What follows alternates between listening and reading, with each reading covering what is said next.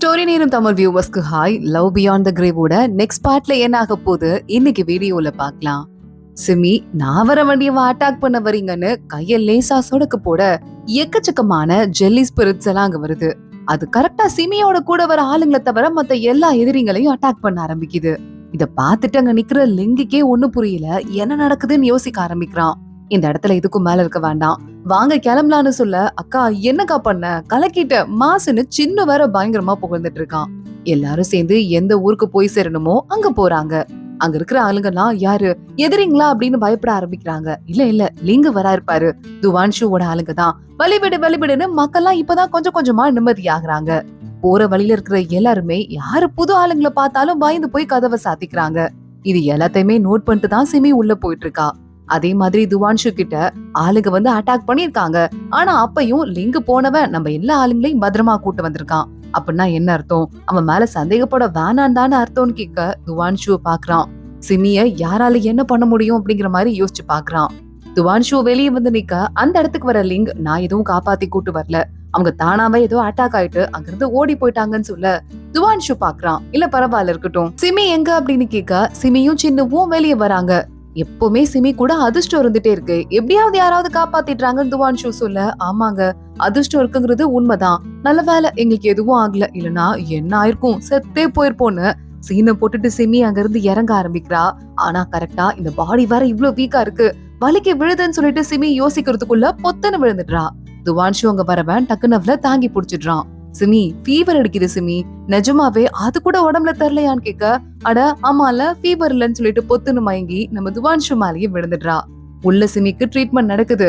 சின்னு வந்துடுறான். அக்கா உன்னை கூட்டு வந்து ட்ரீட்மெண்ட் பாக்குறாங்க, இது இருக்கிறதுலே பெரிய பணக்காரங்க வீடு போல, அந்த வீட்டுலதான் நம்ம இந்த ஊர்ல தங்கி இருக்கோம்னு சின்னு சொல்லிட்டு இருக்கான். துவான்ஷு டாக்டரை கூட்டிட்டு வர டாக்டர் இவ உடம்ப தொட்டு பாத்துட்டு அவரே கன்ஃபியூஸ் ஆகுறாரு.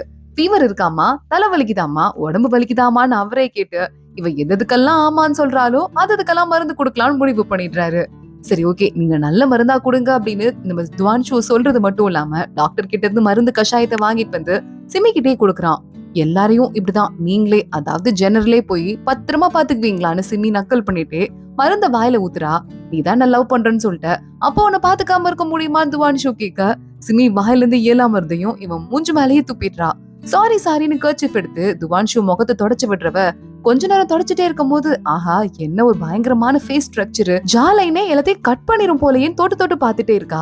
துவான்ஷு பாக்குறான். நீ என்ன லவ் பண்றியான்னு எனக்கு டவுட் தான், ஆனா என்னோட ஸ்கல் இருக்கே மண்டை ஓடு, அத நீ நிஜமாவே லவ் பண்ற. அம்மா சிமி யாருமா நீனு, 5 சென்ஸ்மே உனக்கு இல்ல, எதையும் உன்னால ஃபீல் பண்ண முடியாது, நீ யாரு அப்படின்னு கேட்க, உங்க முன்னாடி நான் ஒன்னும் கம்மிலாம் கிடையாது, நீங்க துவான்ஷுவே கிடையாது, யாரோ ஒரு ஆளு அந்த இடத்துக்கு வந்து துவான்ஷுவோட கெட்டப்ல வாழ்ந்துட்டு இருக்க, அது மட்டும் இல்லாம நிறைய விஷயங்கள் உனக்கு தெரிஞ்சிருக்கு, ரெட் கலர் பறவைய பறக்க விட்டியே அந்த மாதிரி நீயும் நானும் 2 பேருமே மாஸ்க் போட்டு வாழ்ந்துட்டு இருக்கோம். இந்த நேரத்துல இதெல்லாம் வெளியே சொல்லிக்கணுமா என்ன? ஒருவேளை நான் உனக்கு பண்ணாம ஹெல்ப் பண்ணாம எதிரி டீமுக்கு ஹெல்ப் பண்ணா நீ என்ன அவன் சிமி கேக்குறா. எதிரி டீமுக்கு நீ ஹெல்ப் பண்ண மாட்ட, ஏன்னா என்ன மாதிரி அழகான மண்டவோடு இருக்கிற ஆளுங்க அங்க யாருமே கிடையாது, அத ஞாபகம் வச்சுக்கோ அப்படின்னு துவான்ஷு சொல்லிட்டு இருக்கான். நீ தோத்து போயிட்டனா நீ என்ன பண்ணுவ அப்படின்னு சிமி கேட்க ஆரம்பிக்கிறா. தோத்து போவனா, தோத்துலாம் அது வரைய போனதே இல்ல, எல்லா தடவையுமே வின் பண்ணிருவேன், எனக்கு லக்கு கூட இருந்துட்டே இருக்கும்னு சொல்ல, அப்போ ஒரிஜினல் துவான்ஷுக்கு அந்த லக்கு இல்லையான்னு சிமி கேக்குறா. துவான்ஷு எதுவுமே சொல்லாம அங்கிருந்து வெளியே போயிடுறான். துவான்ஷு யோசிச்சு பாக்குறான். சின்ன வயசுல சாப்பாட்டுக்கே வழி இல்லாம பிச்சைக்காரனா திருடிட்டுலாம் வந்து அவனை துரத்திட்டு வந்து 4 பேர் அடி அடின்னு அதிச்சிருக்காங்க, அதெல்லாம் பத்தி யோசிச்சு பாத்துட்டு அமைதியா நிக்கிறான். இன்னொரு பக்கம் இந்த 2 தளபதிங்க இருக்காங்கல்ல, அதுல இந்த பொண்ணு தளபதி பையனுக்கு மருந்து கொடுக்குறா. அடிபட்டிருக்கு போல மருந்த வச்சுக்கோ அப்படின்னு, அவனுக்கு இந்த புள்ள மேல ஒரு கண்ணு இருக்கு போல, நீ வச்சுக்கோன்னு சொல்ல, ஏய் புடிடா நான் உனக்கு சொல்லவா, அந்த சிமி இருக்கால பாக்க அவ்வளவு அழகா இருக்கான்னு கேட்க, ஆமா அந்த பொண்ணுக்கு என்ன குறைச்ச, அழகாதான் இருக்கான்னு அந்த பையன் சொன்னதும், நீலாம் ஒரு ஆளு உனக்கு கேட்ட பாரு, போய் தர என் பின்னாடியே வராதன்னு சொல்லிட்டு கத்திட்டு அங்க இருந்து கிளம்பி போயிடுறா. சிமி ரூம்ல இருக்கிறவளுக்கு ரொம்ப போர் அடிக்குது, நேரா கிளம்பி துவான்ஷுவோட ரூம்க்கு வந்துடுறா. ஆனா அவ இருக்கிற இடமே தெரியாம மறைஞ்சு போய் நிக்கிறா. துவான்ஷு என்ன யாரோ இருக்க மாதிரி தெரியுதுன்னு ரூம்குள்ள சுத்தி முத்தி போய் பாக்குறான். டக்குன்னு இவனோட சட்டைய லேசா கழட்டி விட்டுடுறா சிமி. என்னது சட்டத்தானா நழுவுதுன்னு துவான்ஷு சட்டைய இறுக்கி பிடிக்க, முன்னாடி பின்னாடி முதுகுன்னு சொல்லிட்டு சட்டைய அங்கங்க நழுவ விட்டு சிமி பாக்குறா. புதுசும் பழசுமா இவன் உடம்புல இவ்ளோ காயங்கள் இருக்கு அப்படின்னு முதுக பாக்கலாம் அப்படின்னு கலட்டும் போது துவான்ஷு சட்டைய இறுக்கமா புடிச்சிடுறான். வேகமா பெட்ஷீட்டை போய் இழுத்து போத்திட்டு படுத்துடுறான். இனிமே யாரு என் ட்ரெஸ் கழட்டுறான்னு நான் பாக்குறேன்னு. சிமி சிரிச்சுட்டு, பரவாயில்ல நீ ரொம்ப சுத்தக்காரன் தான், அப்படியே இருந்துக்கோன்னு அங்க இருந்து கிளம்பி வெளியே போயிட்டு இருக்கா. இங்க இன்னொரு பக்கம் இந்த பொண்ணுங்க சின்ன குழந்தைங்களை எல்லாம் பிடிச்சு ஒரு பேய் சாப்பிட்டுட்டு இருந்தால, அந்த ஆத்மா மறுபடியும் தப்பிச்சு நான் திரும்ப போறேன், குழந்தை ஆத்மாவை பிடிக்க போறேன்னு கிளம்பி போயிட்டு இருக்கு. சரியா அந்த இடத்துக்கு யான் அப்படின்னு ஒரு பையன், அவன்கிட்ட கூட போய் தண்டனை வாங்கிக்கோன்னு சிமி கூட சொல்லிவிட்டால, அந்த பையன் அங்க வந்துடுறான். சிமிக்கு அடுத்த போஸ்ட் இந்த இடத்துல இருக்கிறது யான் தான். யான் அங்க வந்து இந்த பொண்ணை பார்த்து நீ இன்னும் அடங்கல அப்படின்னு கேட்க, அவ யானையே அட்டாக் பண்றதுக்கு ரெடி ஆயிடுறா. ஆனா யான் கண்ணை காட்டினதுக்கே அந்த பொண்ணு போய் பொத்துன்னு கீழே விழுந்துடுறா. இதுக்கு மேல ஒளியாத, வெளியே வா அப்படின்னு கூப்பிட இந்த பொண்ணை காப்பாத்துற லவ் பண்ற சாங்குங்கிற பையன் வந்துடுறான். சாரிங்க, தெரியாம அவங்க வெளியே வந்துட்டாங்கன்னு கேட்க, நீ தான் வெளியே விட்டுருக்க, உனக்கு கத்தி கொடுக்குறேன், ஒண்ணு அந்த பொண்ணை கொன்னுடு, இல்லன்னா நீங்க 2 பேரும் இங்கவே சாம்பல் ஆயிடுவீங்க அப்படின்னு யான் சொல்ல, அந்த பையன் பாக்குறான். அவளை தூக்கி விட அந்த பொண்ணு கட்டி பிடிக்கிறதுக்கு வரா. ஆனா அதான் சகன் அந்த பையன் அவளை வயிற்றுலயே கூத்திடுறான். கொஞ்சம் கொஞ்சமா அவ எரிஞ்சு சாம்பல் ஆகிறதுக்கு முன்னாடி, நான் தான் உன்னை ஸ்பிரிட் ஆகும்போது காப்பாத்தினேன், என்ன போய் கொத்திட்டியே அப்படின்னு சொல்லிட்டு அங்கே சாம்பல் ஆயிடுறா. இதெல்லாம் பார்த்து ஃபீல் ஆயிட்டு ஒரு மாதிரி சாங்குக்கு கவலையாதான் இருக்கு. யான் அவன் மேலைய பார்க்க கிளம்பி போயிடுறான். இங்க சிமி, துவான்ஷு 2 பேருமா சேர்ந்து தளபதிகள்லாம் மீட்டிங் போட்டிருக்காங்க, அங்க வந்துட்டு இருக்காங்க. இந்த பொண்ணை இன்ட்ரடியூஸ் பண்ற, இவங்க தான் சிமி. இவங்க வானிலையை கரெக்டா கணிச்சு சொன்னதாலதான் அன்னைக்கு நம்மளால போர்ல ஜெயிக்க முடிஞ்சது, இல்லனா தோத்து போயிருப்போம். சிமி, இன்னைக்கும் நீங்க எனக்கு அட்வைஸ் கொடுக்கணும், உட்காருங்கன்னு கூப்பிட்டு உட்கார வைக்கிறான். இங்க துவான்ஷுவை பார்த்து மத்த தளபதிகள்லாம் கோவத்துல இருக்காங்க. இவ்வளவு தூரம் இப்ப நம்ம உள்ள வந்துட்டோம், இதுவரைய ஜெயிச்சிட்டோம், ஆனா இதுக்கு மேல இருக்கிறது ரொம்ப ஆபத்தான பாதை, இதுல எப்படி நம்ம போக முடியும், எப்படி வின் பண்ண முடியும்னு ஆளுக்கு கேட்டுட்டு இருக்காங்க. ஐடியா ஏதாவது இருக்கா, நீங்க ஏதாவது சொல்லுங்க, நம்ம கன்சிடர் பண்ணலாம் அப்படின்னு துவான்ஷு சொல்றான். ஐடியாவா? அதெல்லாம் முடியவே முடியாது. ஆமா, இந்த புறா பறந்து வந்ததே அது யார் பண்ண ஐடியா, இது எப்படி உங்களுக்கு தெரிஞ்சது அப்படின்னு துவான்ஷு கிட்ட எல்லாரும் கேக்குறாங்க. துவான்ஷு சொல்றான், எதிரி டீம்ல சிகப்பு கலர் பறவை பறந்து வந்ததுன்னா கெட்ட சிம்பல் அப்படின்னு அவங்க ரொம்ப நல்லா நினைச்சிட்டு இருந்தாங்க. அதனாலதான் நம்ம ஆளுங்க தானா ஓடி வரதுக்கு முன்னாடி அந்த பறவைய பார்த்ததும் அவங்க எல்லாம் கிளம்பி ஓடி போனாங்க. சோ நான் நிறைய புறாவை புடிச்சு அந்த மாதிரி பெயிண்ட் எல்லாம் பண்ணி அதுல பேப்பர் எல்லாம் ஒட்டி அந்த புறாவை எரிபொருளோட சேர்ந்து அந்த பக்கம் அனுப்புனேன். அவங்க ஆட்டோமேட்டிக்கா அந்த பக்கம் போய் சேர்ந்துட்டாங்கன்னு சொல்ல, சிமி பாக்குறா, அந்த ஊர்ல என்ன பண்றாங்கன்னு தெரிஞ்சுக்கிற அளவுக்கு இவனுக்கு ஒரு வேலை பெரிய அறிவு இருக்கா, இல்ல இவன் அந்த ஊர்க்காரனா அப்படின்னு யோசிக்க ஆரம்பிக்கிறா. கண்டுக்காமலே உட்கார்ந்துட்டு இருக்கா. துவான்ஷு சிமிய பார்த்து, நீங்க ஏதாவது ஐடியா சொல்லுங்கன்னு கேட்க, பனியாறு தானே இருக்கு, பனியார வெடிக்க வச்சிருங்கன்னு சிமி அசால்ட்டா சொல்றா. பனியாறு உறைஞ்சு போயிருக்கு, அதை எப்படி வெடிக்க வைக்க முடியும்னு கேட்க, முடியும், இன்னும் எப்பவுமே வந்துட்டு இந்த ஆறு பனியாவே இருக்காது, என்னைக்காவது ஒரு நாள் தான் டெம்பரேச்சர் ரொம்ப கம்மியாயிட்டு பனியா உறைஞ்சு போயிடும், அது இப்ப நடந்திருக்கு, அதனால அவங்களும் ஈஸியா நம்மள அட்டாக் பண்ண வந்துட்டே இருக்காங்க. இப்போ அந்த பனியார உடைச்சிட்டோம்னா ஒரு 10 நாளைக்காவது நான் சொல்றேன் இந்த பனி வந்து உரையவே உரையாது, டெம்பரேச்சர் அவ்வளவு அளவுக்கு இறங்காது, சோ இதை நீங்க ட்ரை பண்ணி பாக்கலாம்ல அப்படின்னு கேட்க, நல்ல ஐடியா, தேங்க்ஸ், அதையே பண்ணலாம் அப்படின்னு துவான்ஷு சொல்லிடுறான். அங்க வர அந்த பெரிய ஊர்கார்ல அந்த தளபதி, இதெல்லாம் நீ நம்பிட்டு இருக்கியா அப்படின்னு கேட்க, உங்ககிட்ட வேற ஏதாவது ஐடியா இருக்கா என்ன, இதுவரைய நடந்த ஏதாவது சண்டையில நம்ம போட்ட ஐடியா தோத்து போயிருக்கா, தோத்து போடல, எதுக்கும் மேல நீங்க எனக்கு ஆதரவு கொடுக்கணும்னு சொல்ல மத்த எல்லா தளபதியும் ஒத்துக்குறாங்க. லிங்கு கூட ஒத்துக்குறான். அந்த இடத்துல அந்த தளபதி மட்டும் முசுறு பிடிச்சார்ல, ஆனா அவரும் ஒத்துக்குறாரு, சரி நம்ம ஜெயிச்சு காட்டுவோம் அப்படின்னு. சிமிய வீட்டுல விடுறதுக்கு துவான்ஷு அங்க இருந்து கிளம்பி கூட்டு வந்துட்டு இருக்கான். தேங்க்ஸ் எனக்கு ஹெல்ப் பண்ணதுக்குன்னு சொல்லிட்டு அவன் போட்டிருந்த கோட் எடுத்து இவளுக்கு கட்டி விட்டுட்டு இருக்கான். துவான்ஷுவையே சிமி பாத்துட்டு இருக்கா. உனக்கு ஒரு விஷயம் தெரியுமா, போர்லாம் ரொம்ப ரொம்ப கஷ்டம், இங்க இருக்கிற எல்லாரும் ஆனா உன்னை நம்புறாங்க, வெளியே சண்டை போட்டா கூட உன் முடிவுக்கு ஓகே சொல்றாங்கல்ல, அந்த அளவுக்கு உன்னை நம்புறாங்கன்னு சொல்ல, நீயும் என்ன நம்புறியா அப்படின்னு துவான்ஷு கேக்குறான். ஆமா, உன்னை லவ் பண்றேன்னு சொன்னல, அப்போ உன்னை நம்பாம இருப்பனா, கண்டிப்பா இருக்கு அப்படின்னு சொல்ல, உன்ன மாதிரி ஒரு ஆளோட லவ் எல்லாம் ரொம்ப ரொம்ப சாதாரண என்ன மாதிரி ஆளுங்களுக்கு எல்லாம் கிடைக்காது, அதுவும் இல்லாம ஆளுங்களுக்கே கிடைக்காது, நீ மனசுல என்ன நினைக்கிறேன்னு நிஜமா எனக்கு புரியலன்னு துவான்ஷு அவளை வண்டியில ஏத்தி விடுறான். சிமி ஜன்னல ஓபன் பண்ணி இவனை பார்த்துட்டு, ரொம்ப நல்ல மனசுக்காரனா இருக்கான், கைண்டா இருக்கான், ரொம்ப ரொம்ப வீரமாவும் இருக்கான், யாரு இவன், இவனுக்கு பின்னாடி என்ன கதை இருக்கும்னு யோசிச்சுட்டு அங்க இருந்து கிளம்பி போயிடுறா. துவான்ஷு உள்ள போகும்போது லிங்க அங்க வந்து, நம்ம கொஞ்சம் வருஷத்துக்கு முன்னாடி, அதாவது உனக்கு ஒரு 12-13 வயசு இருக்கும் போது பாத்துருக்கோமான்னு கேட்க, பாத்திருந்தா உனக்கு ஞாபகம் இருக்காதான் துவான்ஷு கேக்குறான். இல்ல, எனக்கு ஒரு ஆக்சிடென்ட் ஆகி பழசெல்லாம் மறந்து போயிடுச்சு, அந்த வயசுல நடந்த எதுவும் எனக்கு ஞாபகம் இல்லைன்னு சொல்ல, நான் உன்னை பார்த்ததுல சாரி, அப்படி ஒரு சம்பவம் நடந்துச்சுன்னு எனக்கு தெரியாதுன்னு அங்க இருந்து துவான்ஷு கிளம்பிடுறான். சிமி வீட்டுக்கு போகும்போது அவளுக்காக யானங்க வெயிட்டிங்ல இருக்கான். மனுஷங்க போடுற மாதிரி டீ போடணும்னு சொன்னல, அதுக்காக இந்த செட்டை வாங்கிட்டு வந்திருக்கேன், டீ போடுறியா அப்படின்னு கேட்க, மந்திரத்தெல்லாம் யூஸ் பண்ணி சிமி ஒரு வழியா டீயை போட்டுடுறா. அதை குடிச்சு பார்த்துட்டு நிஜமாவே நல்லாதான் இருக்கு அப்படின்னு யான் சொல்றான். சொல்லிட்டு, சரி ஓகே, நீ மனுஷ உடம்புல இருக்க, அடிக்கடி உனக்கு டயர்டா இருக்கும்ல, நீ தூங்கு, நான் இருந்து கிளம்பிட்டு வரேன், அந்த பொண்ணுக்கு தண்டனையை கொடுத்துட்டேன்னு சொல்ல, சரி ஓகே போயிட்டு வா அப்படின்னு சிமி சொல்றா. அங்கிருந்து யான் கிளம்பிடுறான். என்னது ஏதோ ஒண்ணு நடக்குதுன்னு சிமி அந்த பாடியை அங்கே விட்டுட்டு அவ ஆத்மாவை மட்டும் வெளியே விடுறா. அன்னைக்குன்னு பார்த்துதான் அந்த பனியாறு இருக்குல்ல, அதெல்லாம் வெடிக்க வைக்கிற வேலை பாக்குறாங்க. பனியாறுல வெடி வச்சு அந்த இடத்துல எரிபொருள் எல்லாம் ஃபில் பண்ணி அங்கங்க வெடிக்க வைக்கிறாங்க. இந்த இடத்துக்கு ஆத்மாவா சிமி போயிடுறா. துவான்ஷு பக்கத்துல நின்னுட்டு இதெல்லாம் யோசிச்சு பாத்தியா நடக்கும்னு, நடக்கிறது உனக்கு பிடிச்சிருக்கா இல்லையான்னு பறந்துட்டே முகத்துக்கிட்ட போய் நிக்க துவான்ஷு சிமின்னு கூப்பிடுறான்.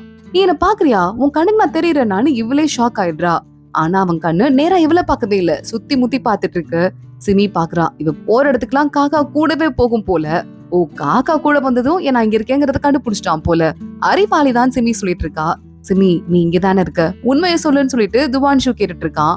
அப்போ பெரிய சண்டையே நடக்க ஆரம்பிக்குது. சரி, நான் இந்த இடத்துக்கு அட்டாக் பண்ண போகணும்னு துவான்ஷு அங்க இருந்து ஓடுறான். சிமியோட ஆத்மா பாடி அங்கதான் இருக்கு. அது மேல ஏறி அப்படியே தாண்டி ஓட ஆரம்பிக்க சிமியோட உடம்புக்குள்ள இருந்து அவன் வெளியே போனதுமே அவன் உடம்புல இருந்து ஒரு முத்து மாதிரி ஒண்ணு வெளியே வருது. இத பாத்துட்டு சிமி மனசுல யோசிக்க ஆரம்பிக்கிறா.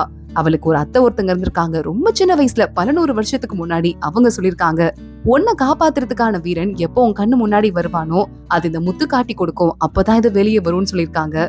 சிமிக்கு இந்த முத்து வெளியே வந்ததுமே தனக்கு எல்லா சென்ஸையும் கொடுக்க போற ஒரு ஆள் துவான்ஷு தான் அப்படின்னு தெரியுது. அவனையே எப்படியே ஷாக் ஆயிட்டு பாத்துட்டு இருக்கா. ஒரு மாதிரி ஏதோ பாலைவனத்துல அவன் நடந்து போற மாதிரியும் அந்த இடத்துல துவான்ஷு வர மாதிரியும் அவளுக்கு தோணிட்டு இருக்கு. சிமி நேரா கிளம்பி வீட்டுக்கு போயிடுறா. இங்க வீரர்கள்லாம் மறுபடியும் திரும்ப வந்துடுறாங்க. நல்லபடியா அந்த பணியார உடைக்கிற வேலையை முடிச்சிட்டோம் அப்படின்னு சொல்லிட்டு இருக்காங்க. அம்மா, நாளைக்கு தானே அட்டாக் பண்ண போறோம்னு சொன்னோம், இன்னைக்கு அவங்க நம்மள அட்டாக் பண்ண வந்தாங்க, எப்படி நடந்ததுன்னு ஆளுங்க கேட்க துவான்ஷு சொல்றான், ஏன்னா நம்ம டீம்ல தான் யாரோ ஒரு ஸ்பை இருக்காங்க எதிரி நாட்டுக்கு, அவங்க தான் தகவல் கொடுத்திருக்காங்கன்னு சொல்ல, நம்ம டீமுக்குள்ள ஸ்பையா, உண்மை தெரியும் போது அவனை உரிச்செடுக்கிறேன் பாருன்னு தளபதி சொல்லிட்டு இருக்காரு. சிமி, எங்களுக்கு இந்த ஐடியாவை கொடுத்ததுக்கு ரொம்ப தேங்க்ஸ்ன்னு சொல்ல சிமி அங்க இருந்து போயிட்டு ஓரமா உட்காந்துட்டு இருக்கா. அந்த முத்தையே பாத்துட்டு இருக்கா. துவான்ஷு தான் அந்த வீரனா, எனக்கு காப்பாத்த போறவனா அப்படின்னு யோசிச்சுட்டு இருக்கா. துவான்ஷு அங்க வந்துடுறான். இன்னைக்கு என்னவோ டிஃப்ரெண்டா இருக்க, நான் ஜெயிப்பேன்னு எதிர்பார்க்கலையா, தோத்து செத்து போயிருந்தா ஹாப்பியா இருந்திருப்பியா அப்படின்னு கேட்டுட்டு இருக்கான். சிமி சொல்றா, இனிமே உனக்கு சாவுங்கிறதே வரக்கூடாது, உனக்கு எப்பவுமே அதிர்ஷ்டம் மட்டும்தான் வரணும், நான் அதை வேண்டிக்கிறேன்னு சொல்லிட்டு அங்க இருந்து கிளம்புறா. நீ சாக கூடாது, அப்பதான் எனக்கு எல்லா சென்ஸும் கிடைக்கும், வாழ்றதுக்கு ஒரு அர்த்தம் கிடைக்கும், அங்க இருந்து கிளம்பி போயிட்டு இருக்கா. இங்க அமோர்ச்சி அப்படின்னு ஒருத்தனை காட்டுறாங்க. இந்த அமோர்ச்சி தான் அந்த எதிரி படைகளோட மார்ஷல்லாம். அவங்க கிட்ட போயிட்டு நம்ம ஆளுங்க அனுப்பணும்ல, தோத்து போயிட்டாங்கன்னு சொல்ல இந்த அமோர்ச்சி ஷாக் ஆயிட்டு இருக்கான். அவனை மாதிரி ஒரு ஃபூல் அனுப்புனதுக்கு இதுவும் வேணும் இன்னமும் வேணும்னு கையில ஒரு கருப்பு பூனைய எப்பவுமே வச்சிட்டு இருப்பானா, அதை பெட் பண்ணிக்கிட்டே இருந்துட்டு இருக்கான். இந்த அவோர்ச்சி என்ன பண்றான், இவன்ட்டு கிட்டத்தட்ட 2 லட்சம் வீரர்கள் இருக்காங்க. அவங்க அத்தனை பேரையும் கூட்டு போயிட்டு நம்ம துவான்ஷுவோட பார்டருக்கு வெளியே நிறுத்தி விட்டுருக்கான். துவான்ஷுக்கு இந்த விஷயம் தெரியுது. அது மட்டும் இல்லாம சாப்பாடு நமக்கு கவர்மெண்ட்ல இருந்து அனுப்பியிருக்காங்கன்ட்டு ஆள் வர, சரி ஓகேன்னு சொல்லிட்டு தளபதிங்கெல்லாம் போய் பாக்குறாங்க. அதை ஓபன் பண்ணி பார்த்தா எல்லாமே உமி மட்டும் இருக்கு. அந்த ஹஸ்க் இருக்கும்ல, நெல்லுல இருந்து தோல் மட்டும், ஆனா நெல்லு எதுவுமே இல்ல. இதை அமுச்சு வச்சிட்டு இருக்காங்க. நம்மள கொல்லணும்னு ஆசைப்படுறாங்களா, இவங்களை காப்பாத்துறதுக்காகவா நம்ம இந்த அளவுக்கு போராடிட்டு இருக்கோம்னு ஆளுக்கு டென்ஷன் ஆக, இது வெளியே தெரியக்கூடாது, மக்கள் ரொம்ப டென்ஸ்ட் ஆயிருவாங்க, அமைதி இருக்கட்டும் பாத்துக்கலாம் அப்படின்னு நம்ம துவான்ஷு சொல்லிட்டு இருக்கான். அவனுக்கே இப்ப என்ன பண்றதுன்னு தெரியலதான். அங்க வெளியே மக்கள்லாம் கடையில பண்ணு வாங்கி சாப்பிடும் போது ஒரு பொண்ணு வரா, பண்ண திருடி சாப்பிட ஆரம்பிக்கிறா. சுத்தி நிக்கிறவங்க எல்லாம் அந்த பொண்ணை தர்மடி அடிக்கிறாங்க. இவளுக்கு வெக்கமே இல்ல, நல்ல காசு வச்சிட்டு இருக்க குடும்பத்துல இருந்து தானே வந்திருக்கா, திருடி சாப்பிடுறா பாரு. இத்தனை நாள் நல்லா நிம்மதியாதான் இருந்தா அந்த எதிரிங்க இருக்கும் போது, நம்ம வந்ததுக்கு அப்புறம் தான் இவளுக்கு எல்லாம் கஷ்டமா இருக்குன்னு அவளை போட்டு அடிச்சு நவுத்திட்டு இருக்காங்க. இங்க சிமி பேசிட்டு இருக்கும் போதே அவ அசிஸ்டன்ட் ஃபெங்கிய கூப்பிட்டு விட்டுறா. அவங்க கிட்ட சொல்லிட்டு இருக்கா, அந்த முத்து வந்துருச்சுடான்னு சொல்ல, முத்து வந்துருச்சா, நீ என்ன சொல்றீங்க மேடம், எனக்கு சத்தியமா புரிஞ்சுக்கவே முடியல.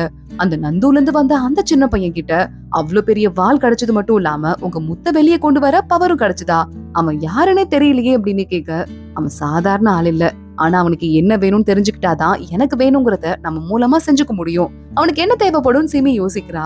அப்போ சின்ன ஓடி வந்துட்டு இருக்கான். அக்கா, இன்னைக்கு வசந்த திருவிழா நாளாம், நமக்கு வேணுங்கிறதெல்லாம் கேட்கணுமா, நானும் வேணுங்கிறதெல்லாம் கேட்க போறேன் அப்படின்னு சொல்லிட்டு சிமிய சுத்தி ஏதோ ஒரு பொடி மாதிரி போட்டுட்டு இருக்கான். இவ பாரு, எங்க அக்கா சோம்பேறி மாதிரி சேர்லயே உட்காந்துட்டே இருக்கா, அவள் அவத்து சுறுசுறுப்பாகணும்னு சொன்னதுமே சிமி எந்திரிக்கிறா. ஏஞ்சிட்டா, முதல் வேண்டுதல் இப்பவே நடந்து போயிருச்சுன்னு சின்ன சொல்ல, ஏண்டா நான் நடக்கணுங்கிறது தான் வேண்டியா, இதெல்லாம் ஒரு வேண்டுதலாடான்னு சிமி சிரிக்க ஆரம்பிக்கிறா. கையில இருக்கிற பொடியெல்லாம் கீழே தூவிட்டு, ஆமா தளபதி இருக்காருல துவான்ஷு, அவருக்கு என்னடா பிடிக்கும் அப்படின்னு கேட்க, அவருக்கா ஒருவேளை 8 கறி ரொட்டிய ஒன்னா ஒரே டைம்ல சாப்பிடணும்னு ஆசைப்படுவாருன்னு துவான்ஷு பத்தி சொல்லிட்டு இருக்கான். சின்னு, நீ ஆசைப்படுற மாதிரி இருக்கு, தளபதி ஆசைப்படுற மாதிரி தெரியல நம்ம கிண்டல் பண்ணிட்டு இருக்கும் போதே துவான்ஷு அங்க வந்துடுறான். என் ஆசையெல்லாம் நிறைவேற்றுறதுக்கு உங்க மனசுல மேல அவ்வளவு ஒரு காதலா அப்படின்னு கேட்டுட்டே வந்துடுறான். இல்ல உங்களுக்கு என்னதான் வேணும் அது தெரிஞ்சுக்கணும்னு ஆசையா இருக்குன்னு சொல்லிட்டு கீழே இந்த பொடியா போடுறா. அழகா கோலம் மாதிரி, அழகா ஓவியம் மாதிரி வரைஞ்சு வச்சிருக்கா. பரவாயில்லையே, ரொம்ப பிராக்டிஸ் பண்ணிருப்பீங்க போனேன்னு துவான்ஷு சொல்றான். நானே 100கணக்கான வருஷமா சும்மா தானே இருக்கேன், அதெல்லாம் பிராக்டிஸ் பண்றதுதான் சொல்லிட்டு சிமி துவான்ஷு 2 பேரும் காம்பவுண்ட்ல போய் மேல இருந்து பாத்துட்டு இருக்காங்க. உங்களுக்கு ஒரு விஷயம் தெரியுமா, அந்த அவோர்ச்சி இருக்கால அப்படின்னு சொல்லிட்டு இவ பேச ஆரம்பிக்க, அவன் இங்க வந்து நிக்கிறான் அப்படின்னு சொல்ல, அப்புறம் ஏன் நீங்க சிரிக்கிறீங்க அப்படின்னு அவ கேட்டுட்டு இருக்கா. இன்னும் கொஞ்ச நாள்ல எதிரிங்க உங்களை அட்டாக் பண்ண போறாங்க. இப்ப நான் உங்ககிட்ட ஒண்ணு கேக்குறேன், உங்களுக்கு என்ன ஏதாவது வேணும்ல? ஒரு 2,00,000 வீரர்கள் இருக்காங்க, உங்ககிட்ட 20,000 தான். சும்மா பெட்டி பாம்பா ஈஸியா உங்களை அடக்கிடலாம். நீங்க என்னது பிளான் வச்சிருக்கீங்களா? ஏதாவது ஆசை இருக்கா அப்படின்னு சிமி கேக்குறா. அதுவா, இங்க இருக்கிற எல்லா எதிரிங்களையும் 17 இடத்துல எதிரிங்க இருக்காங்க. அந்த எல்லா ஊர்ல இருந்து எதிரிங்க வெளியே போகணும். இந்த நாட்டுக்குள்ளேயுமே சண்டையே வரக்கூடாது. அமைதி மட்டும் இருக்கணும். அதை நீங்க செஞ்சு தர முடியுமான்னு இவன் நக்கலா கேட்டுட்டு இருக்கான். அப்படியா, சரி பரவாயில்ல, நீ செத்துதான் போக போற, உனக்கு சோக கீதம் நான் வாசிக்க போறேன், வேற வழியே இல்லைன்னு சொல்லிட்டு சிமி அங்க இருந்து போயிடுறா. சிமி வீட்டுல இருக்கும் போது சாங் அவளை பாக்குறதுக்கு வரான். மேடம், அவளுக்கு சின்ன வயசுல இருந்தே குழந்தைங்கன்னா உயிர் பிரியும். அதனால குழந்தைங்க உயிரெல்லாம் எடுத்து கலெக்ட் பண்ணி வச்சுக்குவா. அவ ஒரு ஆத்மா தானே, அதவ வேலை தானே. அதுல நீங்க தலையிடுறது உங்களுக்கே கொஞ்சம் ஓவரா தெரியலன்னு கேட்க, நீங்க பண்றது அநியாயமா இல்லையான்னு கேட்க, நான் பண்றது அநியாயமான்னு சொல்லிட்டு சிமி திரும்பி பாக்குறா. அந்த சாங் அங்கே பாதி ஏறிய ஆரம்பிக்கிறான்.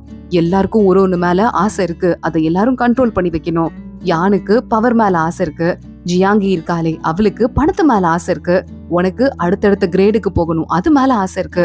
அது எல்லாத்தையும் கண்ட்ரோல் பண்ணலனா யாராலையும் உங்களை கண்ட்ரோல் பண்ண முடியாம அழிஞ்சு போகிற நிலைமை வந்துரும்னு சிமி அவனை போனா போதுன்னு உயிரோட விட்டுட்டு இருக்கா. இங்க பக்கத்துல இருந்து மேல யாரும் ஏற முடியாத மாதிரி ஆளாளுக்கு ஏதாவது ஒண்ணு பண்ணி ரெடி பண்ணிட்டு இருக்காங்க. அப்போ கரெக்டா ஒரு பூனை ஒண்ணு, அந்த கருப்பு பூனை அவோர்ச்சி வச்சிருப்பான்ல, அது ஓடி வந்துருது. அதை பார்த்துட்டு அது கழுத்துல ஏதோ லெட்டர் இருக்கு, அது துவான்ஷு எடுக்கிறான். கோலைங்க தான் உடைச்சிட்டு ஓடி போவாங்க, தாத உடைச்சிட்டு ஓடி போனால அத பத்தி எழுதி இருக்கு. துவான்ஷு அங்க இருந்து மேல இருந்து எட்டி பாக்குறான். கீழே பார்த்தா அந்த அவோர்ச்சியை வெயிட் பண்ணிட்டு இருக்கான். கரெக்டா தளபதி உன்னை கொல்ல போறேன்டா அப்படின்னு சொல்ல, அவோர்ச்சி அவர் முகத்துக்கு எதிரா ஒரு அம்ப விட துவான்ஷு தான் காப்பாத்திட்டு இருக்கான். கோலைங்க கோலைங்கன்னு கத்திட்டு அங்க இருக்கிற ஆளுங்க போயிட்டு இருக்காங்க. துவான்ஷுக்கு செம்ம கடுப்பா இருக்கு. அடுத்த நாள் சிமி நம்ம சின்னு 2 பேரும் ஷாப்பிங் பண்ணலாம் அப்படின்னு சுத்திட்டு இருக்காங்க. சிமி சின்னுக்கு காசுலாம் கொடுத்துட்டு இருக்கா. அப்போ திடீர்னு அங்க ஊருக்குள்ள ஏதோ பதட்டமா இருக்கு. எல்லோ பேர் கெட்டவங்க வர போறாங்க போல, சத்தமா இருக்குன்னு யோசிக்கிறாங்க. துவான்ஷு மேல காம்பவுண்ட்ல இருந்து எட்டி பார்க்க, தளபதி இருக்காரு, இனிமே கவலைப்பட வேணான்னு மக்கள்லாம் நிம்மதி ஆயிடுறாங்க. அப்பா எவ்வளவு நம்பிக்கை வச்சிருக்காங்கன்னு சொல்லிட்டு சிமி பாத்துட்டு இருக்கா. நேரா மேல ஏறி போய் நின்னுட்டு இருக்கா. பாத்தியா எவ்வளவு கூட்டம் நமக்காக வந்து நிக்குது அப்படின்னு சொல்ல, ஏய் சின்ன பையா, போடி பையா, துவான்ஷு வாடா சண்டைக்கு, எலிய நசுக்குற மாதிரி நசுக்குறோன்ட்டு ஆளுக்கு கூப்பிட்டு இருக்காங்க. துவான்ஷு சிரிக்கிறான். இதுக்குமா சிரிச்சிட்டு இருப்ப, உனக்கு மனசாட்சியே இல்லையான்னு சொல்லிட்டு சிமி கேட்க ஆரம்பிக்கிறா. அங்க தூரமா இருக்காங்கல்ல, கையில ஒரு லெட்டர் எடுத்துட்டு போறாங்க. அதுல எழுதி இருக்கிறது என்னன்னு பார்த்தேன், ஆனா எனக்கு படிக்க தெரியாதுன்னு சிமி சொல்றா. அதே மாதிரியே எழுதி காட்டுன்னு துவான்ஷு சொல்ல, ஏதோ எழுதி காட்டுறா. அதுல பார்த்தா கண்ணா பின்னான்னு துவான்ஷுவை திட்டி எழுதி வச்சிட்டு இருக்கா. இது அவங்க எல்லாம் எழுதவே இல்ல, பொய் சொல்லாத அப்படின்னு துவான்ஷு சொல்ல, ஓ இந்த எழுத்தையும் உனக்கு படிக்க தெரியுமா, கேட்டா சொல்லுவ, ஒரு பெரியவர் வந்தாரு, நான் பாலத்துல நிக்கும் போது எனக்கு ஒரு புக்கு கொடுத்தாரு, அதுல இருந்து கத்துக்கிட்டேன்ட்டு. இதை யார் நம்ப போறா? ஆனா அவங்க எடுத்துட்டு போனது லெட்டர் கிடையாது, கோல்டு ஃபிஷ். அது எதுக்குன்னு தெரியாதுன்னு சிமி சொல்றா. நான் உன் ஹெல்ப்பை என்னைக்குமே மறக்க மாட்டேன், தேங்க்யூ சோ மச்ன்னு சொல்லிட்டு துவான்ஷு அங்க இருந்து கிளம்புறான்.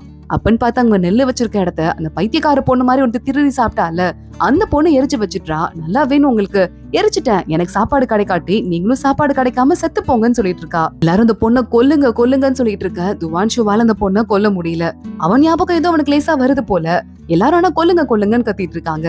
சிமி அங்க வந்து துவான்ஷுவோட பால் எடுத்து மின்னல் வேகத்துல அந்த பொண்ணை அதே இடத்துலயே கொண்டு போடுறா.